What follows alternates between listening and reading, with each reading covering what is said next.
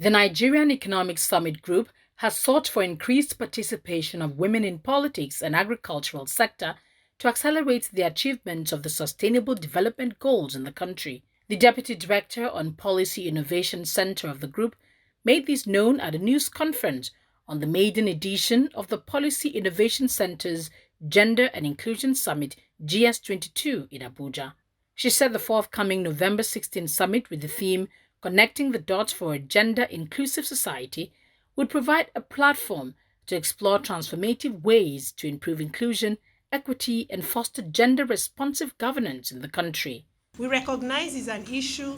We recognize that women are underrepresented in politics, and we have dedicated a whole track to ensure that that is a conversation that we're having on the summit. But what we want to do is begin to have those conversations, identify where the barriers are, and then work closely, because you see, sometimes we do programming without evidence, and that's why those programs fail. So what is the evidence around what is keeping women back from engaging within the political space? We need to begin to identify that, put it together, look at what sort of policy strategies can help. That's why one of our goals is improving gender responsive governance. It's critical. That's the foundation. If we don't have that in place, we cannot build on that foundation, or we have no foundation to build on to begin to talk about political participation.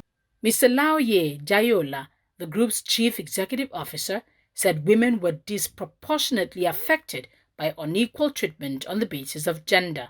He, however, commended the Nigerian government for implementing policies such as the National Gender Policy and National Gender Action Plan aimed at improving gender inclusion. The fact of the case is that when it comes to all the value addition and all the things that has much more enhancement and riches, we're not involving our women enough. Why? Because access to finance is not there, a couple of all of these things. So as a nation, if we really boast the involvement of gender and become more inclusive, it just shows that this economy is going to be a lot better for all of us.